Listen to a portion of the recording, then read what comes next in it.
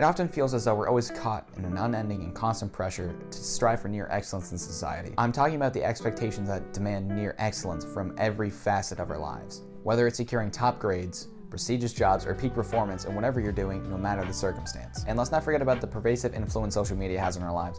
Many of the times, a lot of us are subjugated to this, such as seeing perfect picture lives and expecting that from ourselves, where most of the time that's not even real and causing feelings of inadequacy among ourselves. However, there is a cure to many of these feelings, which is nature. You see, the things I mentioned usually lead to a three-step destructive process. First, there's expectation, the relentless pressure to excel in every domain of life imposed upon us by society, peers, and often ourselves, such as high-paying jobs, picturesque relationships, high grades, and high health, especially mental. Expectation often leads to a sense of subjugation, where we find ourselves bound by the weight of these demands, often feeling as though we have little choice in the matter. Consequently, many of us succumb to conformity, molding ourselves to fit within the narrow confines of societal norms, fearing rejection if we dare to step outside those boundaries. And in most cases leads to depression and anxiety, which is an epidemic in the United States. Over 6 million men suffer from depression per year, but male depression often goes undiagnosed. The age is onset for men between 16 and 25 years old. However, I don't find it to be a coincidence that it's between 16 and 25 years old, as that's some of the most important years of schooling of our lives, as well as between 18 and 25 is when many of us are expected to start our careers. But amidst the turmoil, there's a quote by Carl Jung, a psychoanalyst and psychiatrist, and he once said, "The greatest and most important problems of life are all fundamentally insoluble. They can never be solved, but only outgrown." It serves as a reminder that perhaps the key to liberation isn't necessarily solving some of these problems, rather being able to transcend from them, such as a change of environment or a return to nature. Nature is something that is now growing scarce, but still surrounds us. It's free to access, and even in urban areas, it's usually close. In a recent study, researchers looked at how people with major depressive disorder would react to taking 50-minute walks out in nature. They took 20 adults with MDD and tested their mood and memory before and after the 50-minute walk. Before the walk, participants were asked to think about something negative to get them into a reflective mood, to amplify their feelings. Half of them walked in a natural environment like a park, while the other half walked in a city.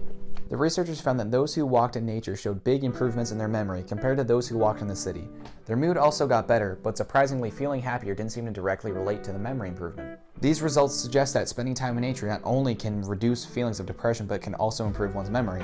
And the fact those aren't correlated shows how powerful nature can be. Nature also provides an escape from many of the feelings that we have felt through constant pressure from society and others. Escaping from an invasive environment, such as an urban area, to nature has a great cognitive effect on us. Take for example the sound of an urban area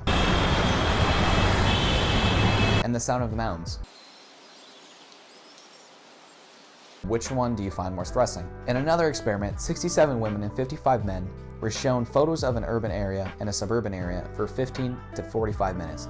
And after just 15 minutes of exposure to urban photos, results showed that contestants' cortisol levels had peaked, whereas the group who had been exposed to suburban photos would develop a peak cortisol level after 45 minutes. Cortisol is in charge of your stress hormone, which also has control over your heart rate and your blood pressure. Urban environments can trigger a rapid stress response. This aligns with a commonly observed phenomenon where those who live in urban areas usually deal with higher stress levels, which can be factored in from pollution, crowded areas, as well as noise. And the delayed peak cortisol levels of those who watch the suburban areas, or the suburban photos, suggest that a slower, potentially less intense stress response compared to the urban environment. So in the end, it just proves how powerful nature can be in being able to reduce depression and stress symptoms. While I'm not saying becoming the next Chris McCandless is necessarily the best option, a lot of these problems of depression and anxiety usually have some other stem, and should be dealt with appropriately. However, it becomes evident how healing nature truly is. So whether it's a walk in the parks or the mountains calling your name, everyone should return back to nature.